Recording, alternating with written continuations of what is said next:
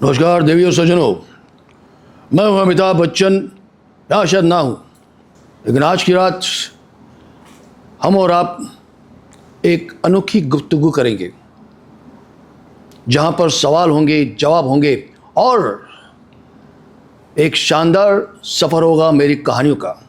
तो भाई साहब, देर किस बात की है, चले शुरू करते हैं। आप सब समझ ही गए होंगे कि हमारे गेस्ट कौन है। मैं हूं पंकज सुजीत बरुआ और आप देख रहे हैं on air with Pankaj only at Panverse film company on YouTube channel. तो स्वागत करते हैं मिस्टर अमिताभ बच्चन का हमारे शो में। भाई साहब, क्या कर रहे हैं आप? I am not mister Amitabh Bachchan, I am junior Amitabh Bachchan और मेरा नाम है राजकुमार बख्तियानी। तो वेलकम करते हैं राजकुमार जी का। धन्यवाद। तो राजकुमार जी, आप कैसे अमिताभ बच्चन बनने का सोचा आपने? देखिए, काफ़ी साल पहले की बात है ये। दरअसल मैं शम्मी कपूर साहब का बहुत बड़ा फ़ैन रहा हूँ। अच्छा, शम्मी कपूर के आप हाँ। फैन थे? एक ज़माने में उनका डांस करता था, सब कुछ करता था, आज भी वो चीज़ अदा है अंदर। तो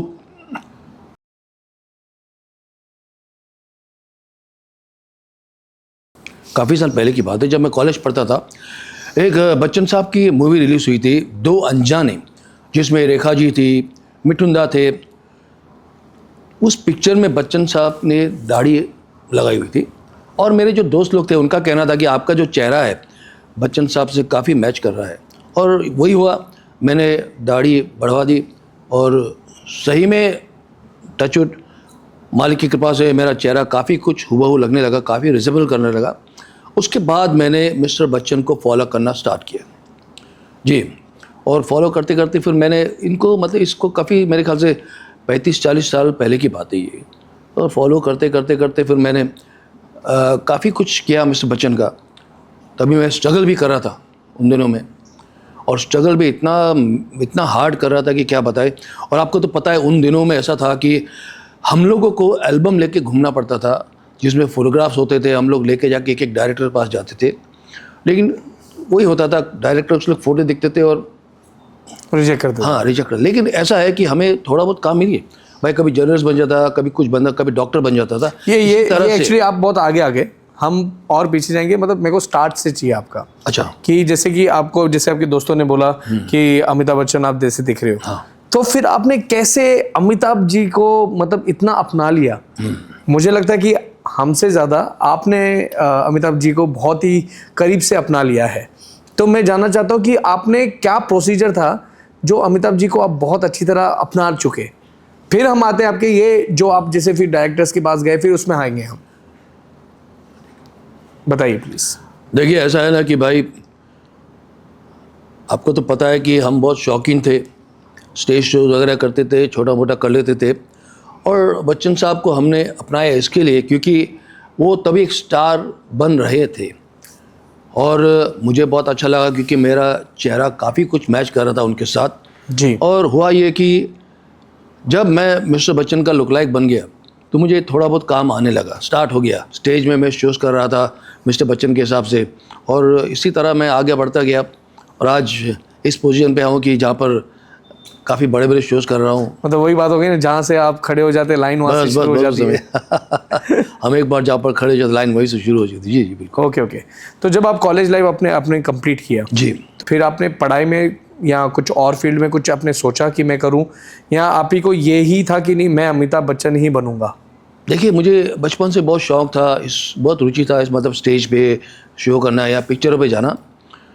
लेकिन हुआ कि ये कि तकदीर कहते हैं ना, जो तकदीर में लिखा होता है वही होता है। तो घर की परिस्थिति को ठीक ठाक नहीं थी और हम जॉब करने लगे। फिर एक कंपनी में जॉब कर रहे थे हम लोग। तो जॉब करते करते हमें ये था कि भाई हम साथ साथ स्टेज शोज़ भी करते जा रहे थे और वही हुआ, हम स्टेज शोज़ भी करते थे और जॉब भी करते थे। तो लोगों को पसंद आने लगा क्योंकि हम एक्टिंग उस तरह अपना रहे थे मिस्टर बच्चन का, वो सब कुछ अपने आप में ढाल रहे थे। और हुआ ये कि वो निखर के आ रहा था, डायलॉग्स वगैरह हम जो भी कहते थे लोगों को पसंद आने लगा। और आपको तो पता है कि एक बार जब लोग इंटरेस्ट लेते हैं और उस काम को सराहा जाता है तो हमें खुशी होती है, तो वो चीज़ और अंदर जाता रहता है। तो हमने मेहनत किया बहुत, और मेहनत करते करते आज इस मुकाम पे हूँ। फर्स्ट काम आपने जो किया था वो कौन सा था, जो एज अ अमिताभ बच्चन?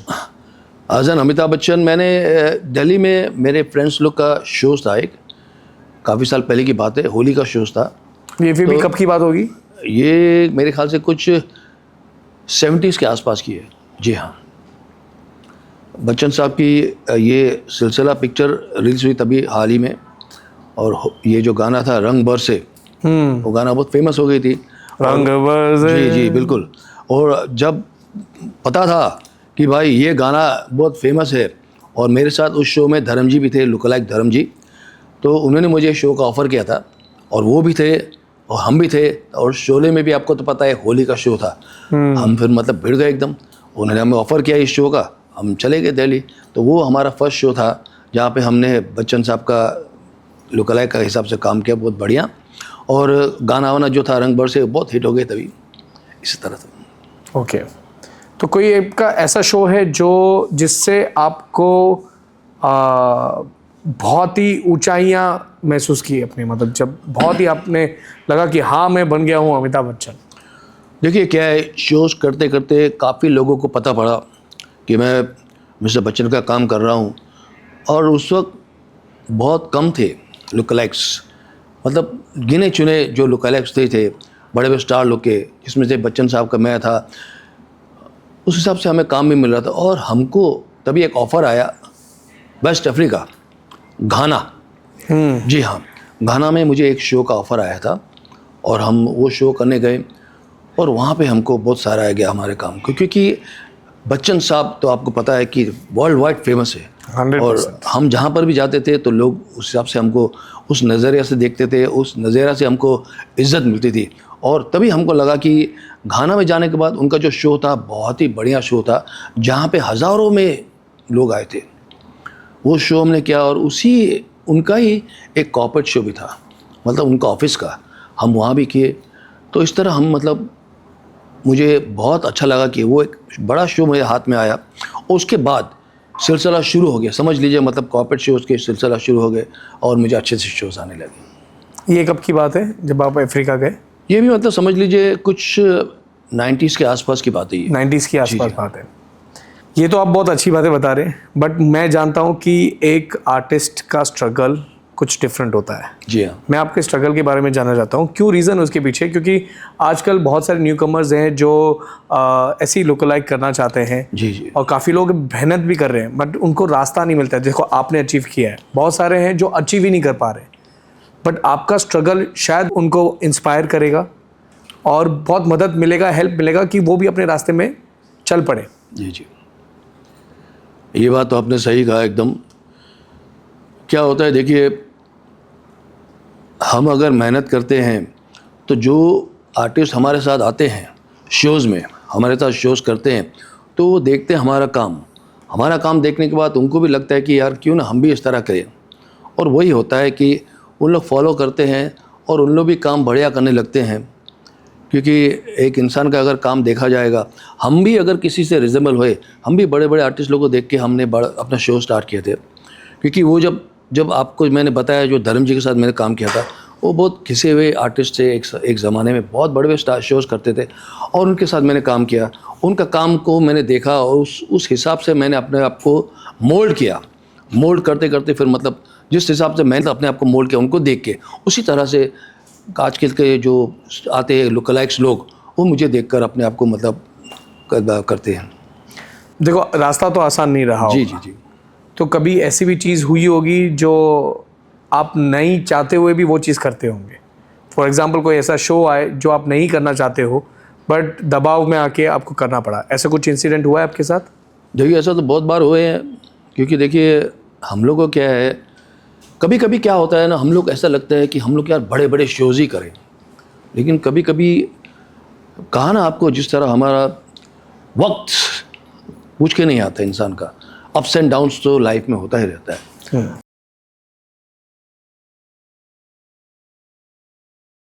क्या होता है सर, हम लोग को कभी शोज़ आता है, और कभी कभी हम लोग को लगता है कि यार हम शो करना तो चाहते हैं लेकिन हम नहीं कर सकते, और नहीं करना चाहते हमको लेकिन करना पड़ता है, क्योंकि उसकी वजह यह है कि हमारी मजबूरी शोज़ करते तो हमें कुछ पैसा आ जाता है, आमदनी आ जाता है, जिससे हम अपना घर चलाते हैं।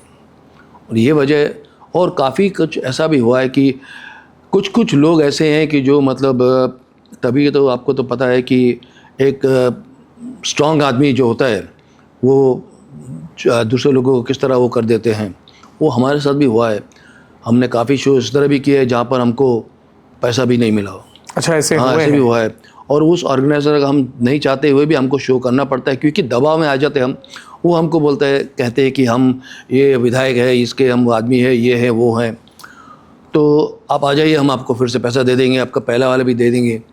तो यही होता है, हम भाई चले जाते हैं मजबूरी में। लेकिन बाद में पता चलता है कि वो पैसा जो गया और जो अभी जो काम किया वो भी हमको नहीं मिला। तो ये दबाव होता है हमारे ऊपर कभी कभी। लेकिन आज वक्त बदल गया है और वक्त के साथ लोग भी बदल गए, उनका सोचने का ढंग अलग हो गया है। क्योंकि देखिए, देश जो है, आपको तो पता है, जब जाने दीजिए, वहाँ तक तो नहीं जाना चाहिए, लेकिन जब वक्त बदलता है, देश का हालत सुधरता है, तो सब लोग भी सुधर जाते हैं। उसी तरह से हमारा भी चाहते होता है sir. Okay, that's good to hear. But जैसे आपने कहा कि आपके बॉस ने कहा कि या तो शो करो या तो जॉब, तो आपने शो चुना, राइट? यस, बिल्कुल। तो आपने जॉब छोड़ दिया। जॉब छोड़ दिया हमने। तो फिर घर कैसे चलता था? क्योंकि मुझे नहीं लगता कि तब के टाइम में वैसे पेमेंट मिलती थी जो अभी मिलती है। देखिए क्या था कि स्ट्रगल भी एक ज़रूरी था। हम स्ट्रगल करते थे, जिस तरह आपको मैंने बताया कि हम स्ट्रगल जब करते थे, हम एल्बम लेके जाते थे, अपने फोटोग्राफ्स लेके जाते थे, काम ढूंढते थे, तो वो नहीं हो पा रहा था। यानी कि हमने समझ लिया कि हमको वो नई चीज़ नहीं चुन के हमें ये स्टेज शोज़ ही चुनना चाहिए। और यहाँ पे भी हमको तो पता ये स्ट्रगल ही है। लेकिन तभी क्या था कि हम को लकीली लोग पहचानने लगे, जानने लगे। तभी हाल ही में कौन बनेगा करोड़पति रिलीज़ हुआ था। ओके, जी, तभी की बात है ये। और तब मैं जॉब करके सब आई कुछ हो थिंक गया। 2000 की बात हुई। हाँ जी, बिल्कुल। तो आज 25 ईयर्स हो गया उनको। तो कौन बनेगा करोड़पति होने के बाद फिर बच्चन साहब फिर से ऊपर आ गए। ओके। और हाँ, और वो जैसा ही ऊपर आ गया, हमारा काम उस तरह बढ़ गया। स्ट्रगल था हमें पता है। हम बहुत कुछ अलग अलग कर रहे थे स्टेज पर। स्ट्रगल जैसा कि अभी आज हम अगर खाली डांस करते थे, तो सिर्फ लोगों को डांस नहीं कर देखना था, उनको अलग कुछ बहुत कुछ देखना था कि भाई ये खाली अमिताभ बच्चन का डांस क्यों कर रहे, डायलॉग क्यों नहीं बोल पा रहे। क्योंकि हमारी आवाज़ जो है, काफ़ी साल रुकने के बाद अगर हम आते, हमारी आवाज़ बैठ जाती है।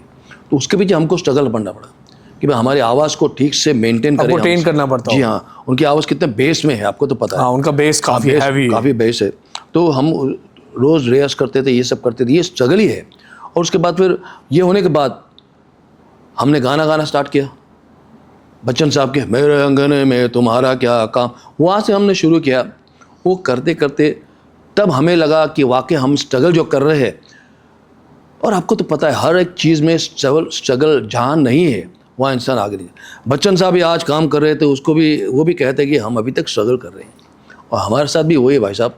हमारी उम्र भी लगभग थोड़ा बहुत मैच होता है। क्या उम्र है आपकी? हम अभी 69 के हैं। अच्छा, मतलब आप अभी बुढ़े हो। बुढ़ा किसको बोला? हाँ नहीं, मतलब कि मैं कह रहा मतलब था कि उम्र आपके हो गई है आपकी। मैं समझ गया, अमिताभ बच्चन का डायलॉग है ये।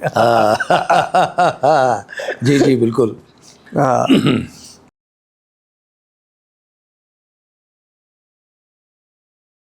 मतलब 69 एज पे भी आप कर रहे हो काम।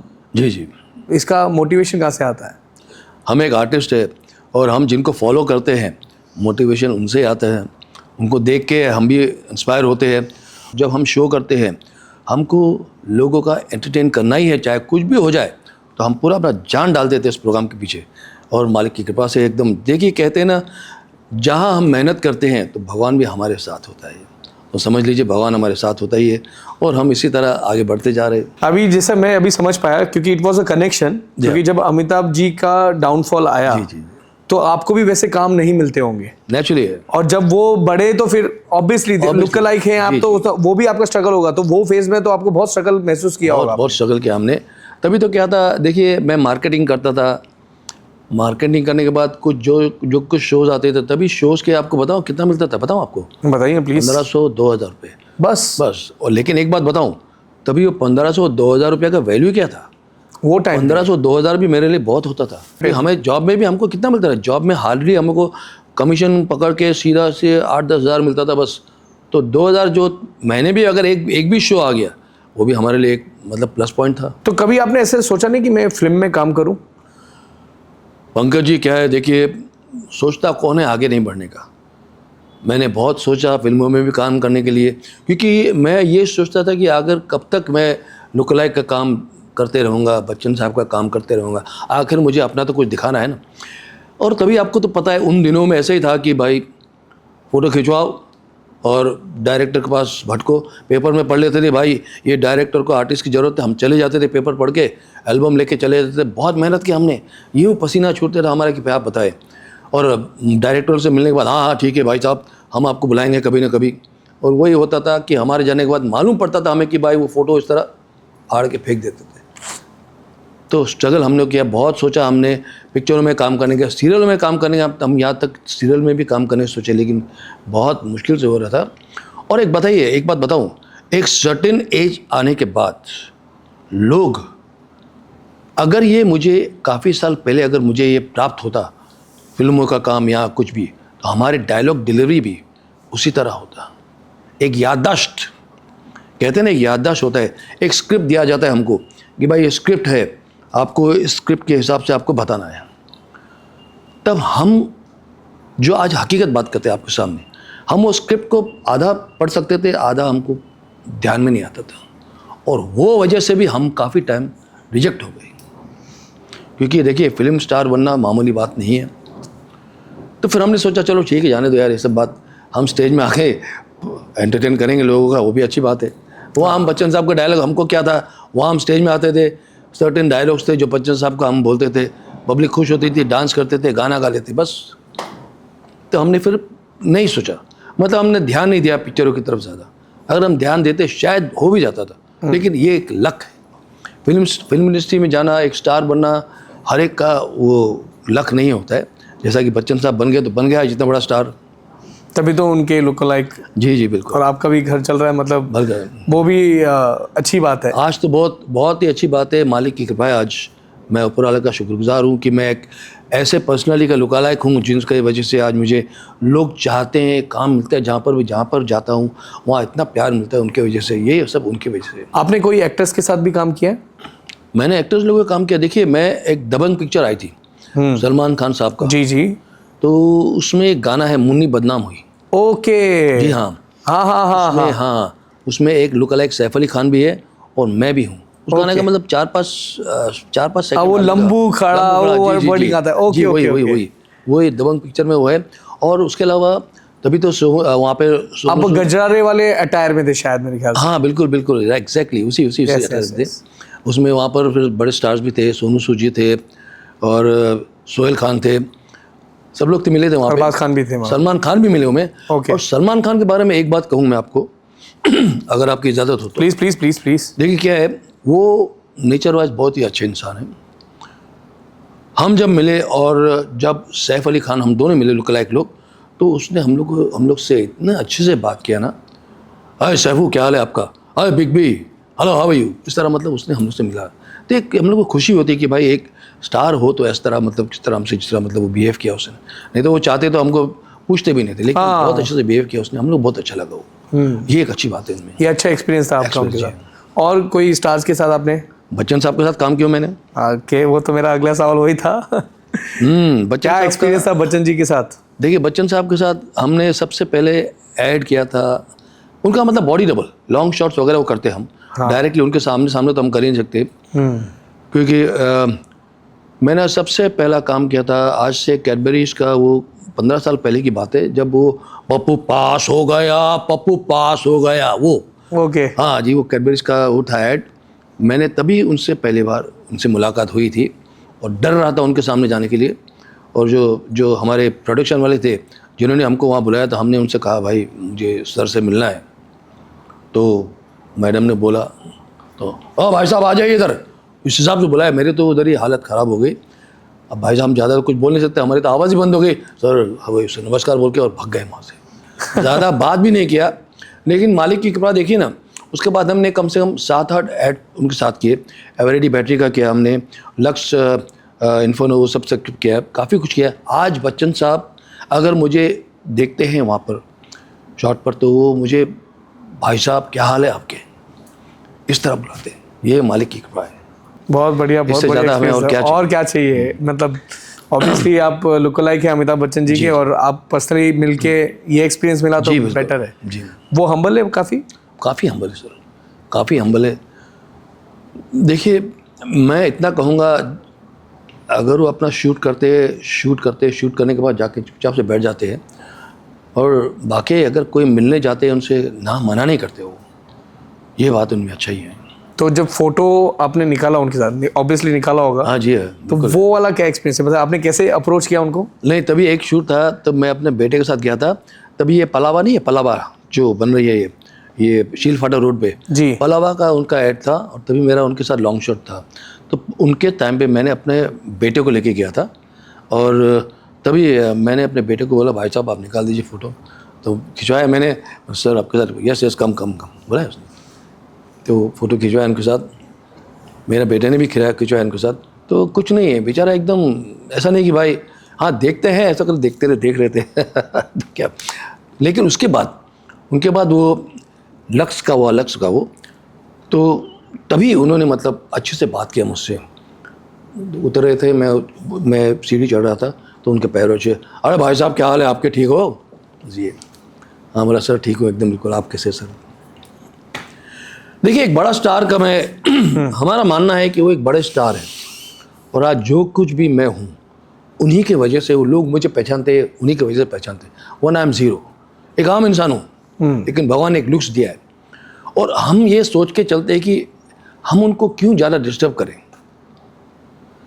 वो अपना काम कर रहे हैं, अच्छे से कर रहे हैं, हम जाके उनके बीच में टांग अड़ाएं, वो बात पसंद नहीं आई किसी को। बस ये उन्होंने पूछा हमसे, इससे ज़्यादा हमें और क्या चाहिए।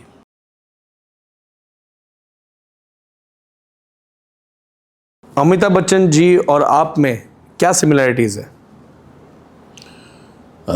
सिमिलरिटीज बहुत है। देखिए बच्चन साहब तो उनका काम तो मैं करता हूँ, ये एक सिमिलरिटी हो गई जी। उसके बाद मेरे बेटे, मेरा जो बेटा है, उनके बेटे का नाम अभिषेक है। आपके बेटे का नाम भी अभिषेक है? अभिजीत है। अभिजीत है, अभी तो आता है वहाँ से अच्छा, अभी वहाँ से आया है। जी, ओके। जी। और इसके अलावा वो बिल्कुल हम्बल है, डाउन टू अर्थ है। समझ लीजिए मैं भी उसी तरह हूँ। ओके, ये similarity। खास बात है। अब तक आपने कितने शोज़ किए? मैक्सिमम शोज़ के अनगिनत। कुछ काउंट रखा है आपने? नहीं, कुछ काउंट नहीं रखा है मैंने। एटलीस्ट मुझे तो इतना यकीन है कि 1000-1500 तो आराम से हो गए, शायद ज़्यादा भी हुआ होगा। कहाँ कहाँ शोज़ किए आपने? मैंने यहाँ किया है, अब्रॉड किया है। हिंदुस्तान में तो कम से कम 50% पूरा हिंदुस्तान को मतलब कवर कर दिया कवर कर दिया मैंने। अब्रॉड मैंने किए काफ़ी जगह पर, जैसे कि Australia, Fiji, South Africa, West Africa, और दुबई में मैंने काफ़ी किए, शारजा में किए मैंने, अबू धाबी में किए मैंने, और अपना ये यूके में भी किया मैंने। हाल ही में यूके में 2-3 शो करके आया हूँ, 2-3 बार गया हूँ वहाँ पे। दिवाली के दिनों में उन लोग बुलाते हमें, और काफ़ी शोज़ किए मैंने, मतलब बहुत सारे शोज़ किए, इतने सालों से करते आ रहा हूँ। और देखिए एक्चुअली काउंटिंग करना चाहिए, कहते हैं कि भाई ये सब चीज़ों को ध्यान में रखना चाहिए। अब मैं सोचता हूँ ये सब ध्यान में रखूँ, फिर हमारी नज़र लग जाए, फ़ायदा क्या, चलता रहा ठीक है। जैसे आपने इतने सारे शोज़ किए हैं, तो ऑब्वियसली इतने सारे फ़ैन मूवमेंट भी हुआ रहेगा, तो कोई ऐसा फ़ैन मूवमेंट जो आपके दिमाग में अभी तक हो? फ़ैन मूवमेंट तो बहुत सारे हैं। देखिए आपको तो पता है कि मिस्टर बच्चन के काफ़ी फैंस हैं, और जाहिर सी बात है कि हम अगर कहीं शो करने जाते हैं तो उन लोग ना देखते हुए मिस्टर बच्चन को, हमें देखते हैं तो उन्हें ऐसा लगता है कि हम बच्चन साहब से नहीं मिल सके, लेकिन हम आपसे मिल रहे हैं, ये हमारे बहुत ही खुशी की बात है। ओके। ये हम लोग के लिए कभी हम लोग को ऐसा लगता है कि यार इसने जो बात कही हमारे दिल को छू जाती है वो बातें, कि हम भी लगता है वाकई यार भगवान ने हमको क्या काम सौंपा है ये, कि हम लोगों के बीच में आ जाते हैं, तो लोग हमको वही समझने लगते हैं, तो इसे कहते हैं फ़ैन फॉलोइंग। तो बस हम जहाँ पर भी जाते, और आपको एक बात बताऊँ, फैक्ट बात तो ये है कि हम शो करके जाते हैं, होटल में जाने के लिए तैयार हो जाते हैं कि भाई साहब आ जाते भीड़ एकदम फ़ोटो खिंचवाने, समझ लीजिए हमको खाना खाने का, रात का खाना खाने का टाइम नहीं मिलता वहाँ पे। मतलब क्योंकि देखिए हम एक बात को मान के चलते कि ऊपर वाला ने हमको ये काम दिया है, हमें ये काम ईमानदारी से करना है और वो ज़रूरी है। वरना हम अगर यहाँ पर भी हम अपना दिखाएंगे एटीट्यूड, अरे भाई हम बच्चन साहब है भाई, हाँ क्यों निकाल, नहीं, हमको वो चीज़ करना ही है। क्योंकि लोग अगर हमको प्यार देते, अगर हम ये नहीं करेंगे तो हमको फैंस मिलेगा ही नहीं। तो इसको कहते हैं फ़ैन फॉलोइंग। और आपको एक बात बताऊं, आज से कुछ साल पहले की बात कर रहा हूं मैं, मुझे कॉर्पोरेट शो मिला था बायर क्रॉप साइंस का। वो मुझे करना था कहाँ पर, किसानों के बीच में जाके मुझे ग्राउंड में करना था। और वो था दिन में 2 शो, वो भी महीना कौन सा था मालूम है, बताऊँ आपको, अप्रैल और मई, गर्मी। जबकि आप वो भी शो कहाँ पे, यूपी, एमपी, बिहार, उन दोनों में आपको तो पता है वहाँ पे गर्मी इतनी होती है। और ये पोशाक डाल के बच्चन साहब का जाके वो हमको शो करना ग्राउंड के अंदर, क्या हाल होता होगा। सुबह 10 बजे हमारा पहला शो होता था, शाम का शो थोड़ा ठंडक में होता था, लेकिन वही हम जब करने जाते थे तो लोग तो आ जाते थे भाई। हम वहाँ पे मतलब क्या था, बीच में बीचों बीच, यानी कि खेतियों के बीच में हमारा वो शो होता था। उन लोग बड़ा मंडप लगा देते थे, चाहे क्या भी हो, बट मंडप बड़ा है लेकिन गर्मी इतनी होती। और वहाँ पर हम जब जाते थे तो उनको ऐसा ही लगता था कि भाई ये असली बोल रहा है, असली नहीं, लेकिन नकली नहीं है, ये असली के है, हमें झूठ बोल रहा है, हमें से नहीं मिला ठीक से। ये कहते हैं फाइन प्लान, उसका प्लान। तो यही मेरा एक्चुअली दूसरा सवाल ये था कि कोई फैन ने आपको क्या ऐसा तो नहीं समझ लिया कि ये असली है, समझा है, खाली हमको ऐसा बोल रहे हैं? समझा है। हमारा एक बार ड्राइवर शो दे मतलब पीछे खड़े थे, जिस गाड़ी में जाते थे वो ड्राइवर पीछे खड़ा था, और वहाँ पे उनको, भाई साहब ये जो बच्चन साहब आप कह रहे हैं जूनियर है, हमको तो नहीं लगता भाई साहब, आप झूठ बोले हमसे। अरे नहीं भैया, नहीं, ये झूठ इसलिए बोल रहे कि हम कहीं भीड़ ना जाए इसके पास, ये होता था हमारे बात। जब उन्हें हमसे कहा, हम भी हैरान हो गए, भाई हो सकता है यार। देखिए क्या है, लुक्स जो है इंसान का, लुक्स ये बहुत मायने रखती है सर। और हम जब वो लुक्स लेके जाते हैं और वो केमिस्ट्री होता है हमारे अंदर, हम उसी अंदाज में काम करते हैं, उसी हिसाब से हम काम करते हैं, उसी हिसाब से हम बात करते हैं, तो लोगों को लगता है कि ये नकली नहीं है, असली के हैं। कोई फिल्म की डायलॉग्स हो जाए जो आपकी फेवरेट डायलॉग्स हो अमिताभ बच्चन जी के? बच्चन साहब के तो डायलॉग सब फेवरेट ही है, एक से बढ़कर एक डायलॉग है। मुझे वो अग्निपथ का उनका मोटिवेशनल जो है वो बहुत अच्छा लगता है। That is my one of the favourite dialogue. Oh great. तो प्लीज अगर आप बोल सके तो। श्योर। वृक्ष हो भले खड़े हो, घने हो बड़े, एक पत्र छाया भी मांग मत, मांग मत, मांग मत। अग्निपथ, अग्निपथ, अग्निपथ, तू न थकेगा कभी, तू न रुकेगा कभी, तू न मुड़ेगा कभी, कर शपथ, कर शपथ, कर शपथ। अग्निपथ, अग्निपथ, अग्निपथ, ये महान दृश्य है, चल रहा मनुष्य है, अश्रु श्वेत रक्त से लथपथ, लथपथ, लथपथ। अग्निपथ, अग्निपथ, अग्निपथ। विजय दीनानाथ चौहान पूरा नाम है। Thank you. Too good, too good, too good. ये जो पूरा नाम, ये मेरा भी फेवरेट है। मैंने ये बहुत बार मूवी देखी है। जी जी जी। और कौन सा डायलॉग आपको आता है? डायलॉग्स तो आप जो कहें बता देंगे। आप आपका फेवरेट बता दीजिए। चलो टॉप 5 डायलॉग्स बताइए आप। ओह, चलो एक तो हो गया। दीवार फिल्म से। Please please. आज खुश तो बहुत हो गए तुम, देखो जो आज तक तुम्हारे मंदिर की सीढ़ियां नहीं चढ़ा है, जिसने आज तक कभी तुम्हारे सामने सर नहीं झुकाया है, जिसने आज तक कभी तुम्हारे सामने हाथ नहीं जड़े, वो आज तुम्हारे सामने हाथ फैलाए खड़ा है। बहुत खुशी की तुम, बहुत खुशी की आज मैं हार गया। लेकिन तुम जानते हो कि जिस वक्त मैं यहां खड़ा हूं, वो औरत जिसके माथे से तुम्हारे चौखट का पत्थर घिस गया, वो औरत जिस पर जुर्म बढ़े तो उसकी पूजा बढ़ी, वो औरत जो जिंदगी भर जलती रही लेकिन तुम्हारे मंदिर में दीप जलाती रही, वो औरत आज जिंदगी और मौत के सर पर खड़ी है। और ये तुम्हारी हार है, ये तुम्हारी हार है। क्या कसूर उसका?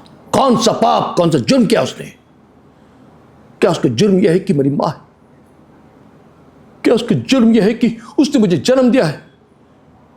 क्या उसका जुर्म यह है कि मैं उससे प्यार करता हूं? ये किस जुर्म की सजा दी जा रही है उसे? हम घर से बेघर हो गए, मेरा बाप जीते जी मर गया, मेरी मां सुहागन होते हुए भी विधवा बनी रही। मैंने कभी तुमसे कुछ नहीं मांगा, आज मांगता हूं, मेरे गुनाहों की सजा मेरे मां को मत दो, मेरे गुनाहों की सजा मेरी मां को मत दो। मैं अपने आप को तुम्हारे हवाले कर दो, जो चाहे कर लो, लेकिन मेरी मां मुझे वापस दे दो, मेरी मां मुझे वापस दे दो, मेरी मां मुझे वापस दे दो। Too good, too good, too good, too good. क्या बात है, थैंक यू सर। क्या बात है। आप तो डायलॉग डिलीवरी कर सकते हो बहुत अच्छे वे में। क्या बात है। Thank you sir, thank you. बहुत बढ़िया।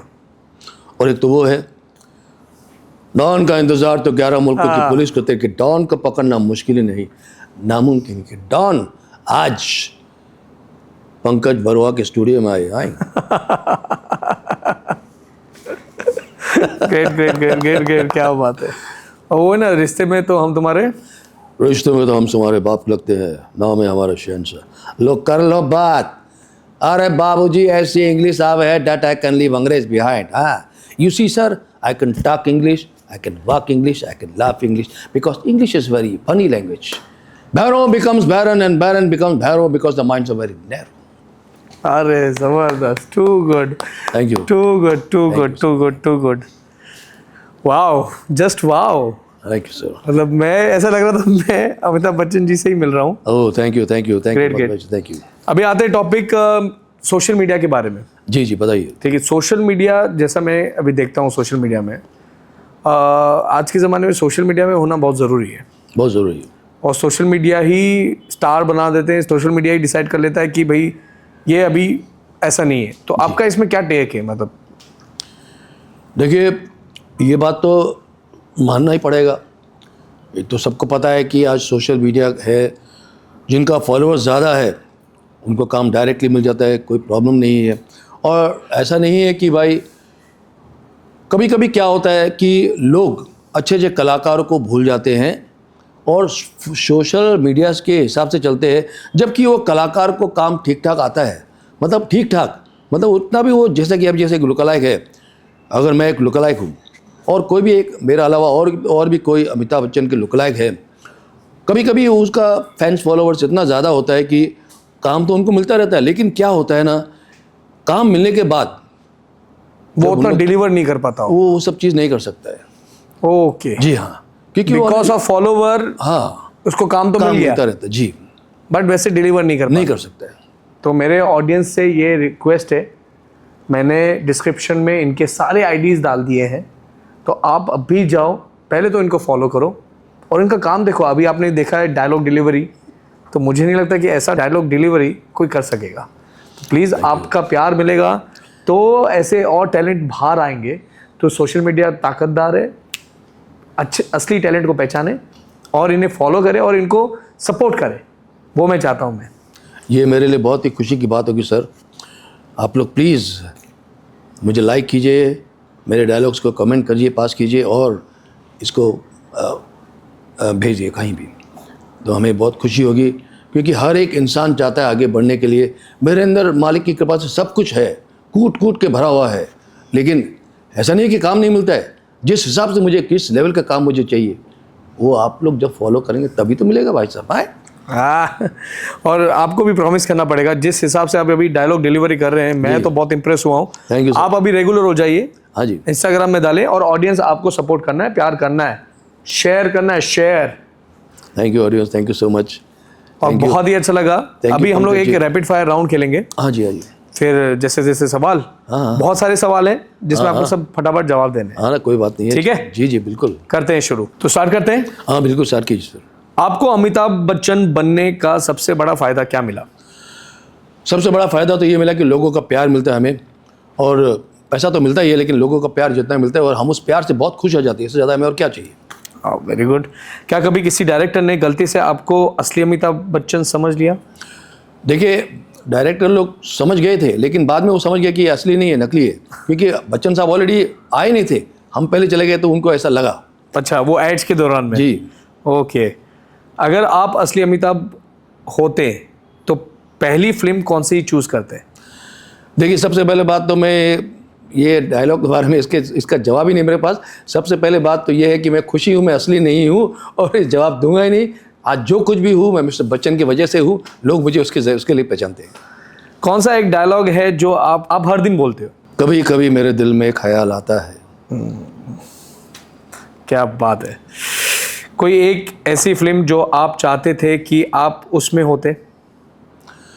देखिए, ऐसा तो बच्चन साहब के बहुत सारे पिक्चर आए हैं जोड़ी के, मतलब लुक अलाइक के हिसाब, मतलब डबल रोल के हिसाब से। सोचता तो मैं भी था, लेकिन तभी मैं सोचता था कि भाई मैं ये सब नहीं कर सकूँ, क्योंकि बच्चन साहब का सामने आना, उनके साथ डायलॉग करना मामूली बात नहीं है। बस मैं इसलिए खुश हूँ। हाँ, उनका मैं बॉडी डबल करता हूँ सर, मैं बॉडी डबल करता हूँ, लॉन्ग शॉट्स वगैरह करता हूँ, दूर से बच्चन साहब दिखाते हैं, वहाँ से आ रहे, तो वो काम हम लोग कर रहे हैं, और वो हमें इससे ज़्यादा और क्या चाहिए। उस दरमियान हम बच्चन साहब से मिलते भी हैं। अगर अमिताभ बच्चन आपको एक दिन के लिए अपनी जगह दे दे तो सबसे पहला काम क्या करेंगे? मुझे वो जगह ही नहीं चाहिए सर। ओके। अमिताभ सर की कौन सी फिल्म आपने सबसे ज़्यादा बार देखी है? उनका अग्निपथ, शराबी। अरे वाह। आपके हिसाब से अमिताभ बच्चन जी का सबसे अंडररेटेड परफॉर्मेंस कौन सा है? जो काम उन्होंने शराबी में किए वो सराहना लायक है। हाँ, ये रियली मैंने देखा। उनके गाने क्या है? उनके गाने क्या है, क्या गाने थे, क्या हालांकि गाने थे? एक्टिंग उन्होंने अग्निपथ में भी अच्छे किया, उनके हर पिक्चर में एक्टिंग अच्छी है, लेकिन शराबी में जो उन्होंने काम किया है वो एकदम हटके काम किए थे। कभी किसी ने आपको असली अमिताभ समझ के गिफ्ट दिया है? नहीं भैया, किसी ने नहीं समझा है। हाँ, लेकिन मुझे गिफ्ट बहुत मिलता रहता है। एक चीज जो आपको लगता है कि अमिताभ जी के डुप्लीकेट होने की वजह से आप मिस करते हैं? मिस तो मैं बहुत कुछ करता हूँ। देखिए क्या है, हमारे अंदर अभी क्या है, बच्चन साहब बैठ गए, जो हमारी असलियत जो है हम वो मिस कर रहे हैं। और अगर हमको कोई कहेगा कि भाई पिक्चर में आपको काम करना है, आपको अपना एक्टिंग दिखाना है, तो बहुत मुश्किल हो जाएगा हमारे लिए, क्योंकि वो सब जो है अदाएँ कहीं ना कहीं से आ जाएगी उसके अंदर। उससे ही रिलेटेड एक सवाल है कि आप एक दिन के लिए अमिताभ सर जी की तरह बोलना बंद कर दे तो कैसे लोग रिएक्ट करेंगे? देखिए, आपने जो कहा ये सही कहा। एक्चुअली घर में मैं एकदम नॉर्मल हूँ। ओके। बिल्कुल नॉर्मल हूँ। घर में मैं एकदम आराम से बात करता हूँ, लेकिन ये जो बच्चन साहब ने बनता हूँ स्टेज पर हम अपने आप को मिस्टर बच्चन समझेंगे नहीं तो वो चीज़ हमारे अंदर आएगी नहीं। तो ये मैं आपको कहता हूँ। हाँ, स्टेज के अंदर अगर हम नॉर्मल हो जाएंगे तो लोग बोलेगा यार दिखता है लेकिन कुछ मैच ही नहीं कर रहा है। हमको वहाँ पे अपने आप को मिस्टर बच्चन करके दिखाना ही है, तो लोग हमको सराहे, हमें काम और मिले, ये वजह है। अगर अमिताभ जी आपको एक रोल ऑफर करे तो किस जॉनर की फिल्म होनी चाहिए? भाई साहब रोल ऑफर करते तो इससे ज़्यादा और हमें क्या चाहिए भाई। क्योंकि अगर बाई चांस ये पॉडकास्ट चला गया उनके पास हाँ और जी। वो देखें, हाँ जी। तो आप बता दीजिए। भाई छोटा भाई करके भी काम मिल जाए तो बहुत ही अच्छी बात है हमें। क्या आपको लगता है कि आज के ज़माने का कोई एक्टर अमिताभ जी के लेवल तक पहुंच सकता है?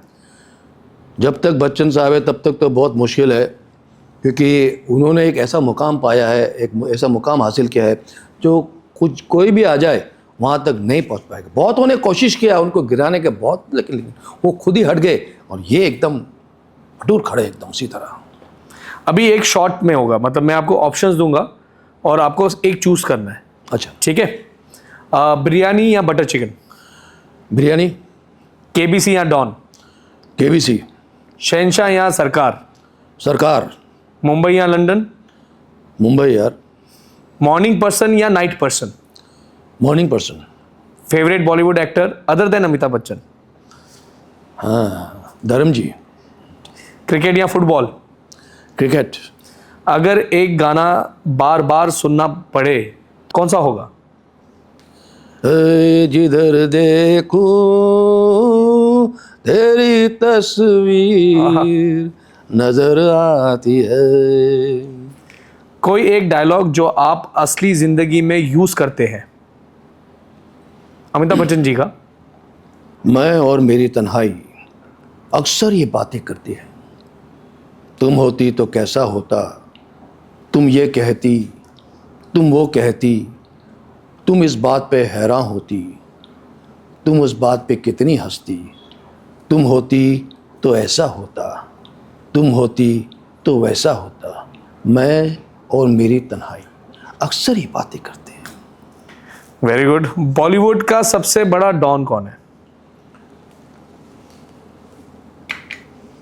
भाई साहब अब बच्चन साहब ही है, क्योंकि डॉन का स्टार्ट तो वही हो गया ना। कोई भी डॉन आए, कितना भी आए, लेकिन डॉन तो डॉन ही रहेगा। Very good. अब मैं एक रिलेटेड में एक सवाल पूछना भूल गया आपको कि केबीसी जब शुरू हुआ था तो कभी आपने सोचा था कि ऐसा सोचा है कि आपने कंटेस्टेंट बन के जाऊं उनके सामने? देखिए, ये तो हमारा एक सपना है। अगर ऐसा मौका मिल जाए तो इससे ज़्यादा हमें क्या चाहिए। लेकिन एक बात है ना कि बच्चन साहब अगर हमको बुलाएंगे तो हमें गेटअप पे नहीं बुलाएंगे, वो हम नॉर्मल कैसा है उस हिसाब से बुलाएंगे। लेकिन तो भी हमारे लिए बहुत ही अच्छी बात होगी, क्योंकि आज राजकुमार भी अगर मैं गया तो बच्चन साहब से मिलकर एटलीस्ट बहुत खुशी की बात है। ये मौका अगर मिल जाए तो मालिक की कृपा हो जाएगी हमारे लिए। तो कुछ आप यंगस्टर्स को या जो लुक लाइक रोल करते हैं उनको कुछ एडवाइस देना चाहेंगे तो प्लीज़ आप दे सकते हैं। मैं आज के जो यंगस्टर्स लोग जो बाहर से आते हैं फिल्म इंडस्ट्री में कुछ बनने के लिए, उनसे सिर्फ एक ही बात कहूँगा। अगर आप घर से आते हैं तो अगर आप पैसा लेके आते हैं तो यहाँ आप आएंगे तो सही इंसान से मिलिए। यहाँ तो आप एक काम कीजिए, यहाँ आते हैं सबसे पहले ऑनलाइन में जाके क्लासेस देखिए। बड़े बड़े स्टार्स लोगों के क्लासेस है, बड़े बड़े डायरेक्टर्स लोग ने अपना क्या बोलते हैं इंस्टीट्यूट स्टार्ट किया है। आप वहाँ जाके ज्वाइन हो जाइए। वहाँ ज्वाइन होने के बाद उनके ज़रिए ही आपको काम मिलता रहेगा। लेकिन आप डायरेक्ट आएंगे बॉम्बे की तरफ और किसी भी हाथ में किसी भी इंसान के पास लग गए और वो आदमी मालूम पड़ेगा, पता पड़ेगा फ्रॉड निकला, आप पैसा यूं ही गंवा देंगे। इसलिए मैं आपसे सबसे रिक्वेस्ट करता हूँ तो प्लीज़ बाहर से आने के पहले माँ बाप से पहले बात तो उनसे खुशी से उनके ज़रिए आइए और पहले वहाँ से आप कांटेक्ट कीजिए। क्लासेस कौन सा अच्छा है सब कुछ करने के बाद, कंफर्म होने के बाद में आइए।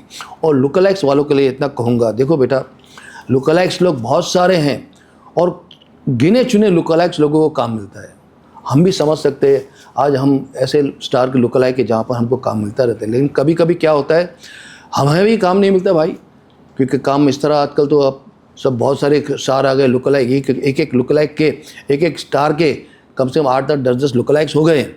लेकिन कहूँगा एक ही बात, अगर आप किसी भी स्टार का काम करते हो इस तरह से कीजिए कि भाई उनका छवि जो है वो कभी भी ख़राब नहीं होना चाहिए, ताकि लोग भी देखें, सराहे कि भाई ये वाकई बहुत बढ़िया काम किया। ये मेरे आपसे सबसे रिक्वेस्ट है बस। Thank you so much. Thank you. अभी ये हमारा पॉडकास्ट का एंड है और प्रथा है कि जो भी गेस्ट आता है वो आखिर में मेरे बारे में कुछ कहता है, तो आप कुछ कहना चाहेंगे तो बोलिए। इन्होंने कहा था है बुड्ढा, और हमने कहा था है बुड्ढा किसको बोलता है। हालांकि ये जो है पंकज बरुआ, ये हमारे भांजे हैं और आज मैं यहाँ पर आया हूँ, बहुत खुशी की बात है। इनके बारे में बस नहीं कहूँगा, आज से काफ़ी साल पहले से इन्होंने स्ट्रगल स्टार्ट किया। इतना स्ट्रगल किया है, हमने इनके शोज़ किए हैं, तभी भी मैंने देखा जो स्ट्रगल इन्होंने किया है। कहते हैं ना स्ट्रगल के बिना कुछ भी नहीं है। स्ट्रगल करो लेकिन मालिक का भी साथ होना ज़रूरी है, और इन्होंने स्ट्रगल किया। इनके माँ बाप का आशीर्वाद है इनके सर पर, इनके गुरुजी का आशीर्वाद है। बहुत ही खुशी की बात है, जो इंसान हमेशा डाउन टू अर्थ रहता है जैसा कि बच्चन साहब है, उसी तरह ये भी है। डाउन टू अर्थ रहो, सबसे प्यार से बात कीजिए, आप हमेशा आगे बढ़ते रहोगे। और आज देख रहे हैं आप इनका स्टूडियो, ये स्टूडियो जो है इन्हीं का है बाहर से नहीं लिया भाई साहब हाँ इनका स्टूडियो है और यहाँ पर हम शूट कर रहे हैं। मेरी आशीर्वाद है इनको, हमेशा खुश रहे पंकज भाई आप, बेटा खुश रहे आप। आज आपने मुझे यहाँ पर बुलाया, गॉड ब्लेस यू। मिलते हैं बहुत जल्द एक छोटी सी ब्रेक के बाद, तब तक के लिए अपना सेहत का ध्यान रखिएगा। Bye bye, take care. अभी मैं बोल सकता हूँ थैंक यू मामा फॉर कमिंग, आप मेरे शो में आने को। थैंक यू भांजा, थैंक यू, आपने हमें याद किया बेटा। ऐसा मौका मैं बहुत दिन से ढूंढ रहा था। और देखो ना, भगवान कहते हैं गॉड इज़ ग्रेट, कहीं ना कहीं भगवान है। और सही में मैंने मेरे बेटे से बात किया कुछ दिन पहले, हम लोग बात चल रहा था, मैंने यार कहीं यार शूट कर ले अच्छे से, और आपको देखो भगवान ने भेज दिया मेरे पास। समझिए आप फरिश्ता है मेरे लिए यार। नहीं मामा प्लीज, बहुत बहुत धन्यवाद आपका। थैंक यू मामा फॉर कमिंग। अगर आपको ये वीडियो अच्छा लगा है तो प्लीज लाइक करो, कमेंट करो, और ऐसे और वीडियो देखने के लिए सब्सक्राइब करना ना भूलो। थैंक यू, मिलते हैं अगले एपिसोड में। बाय बाय, धन्यवाद।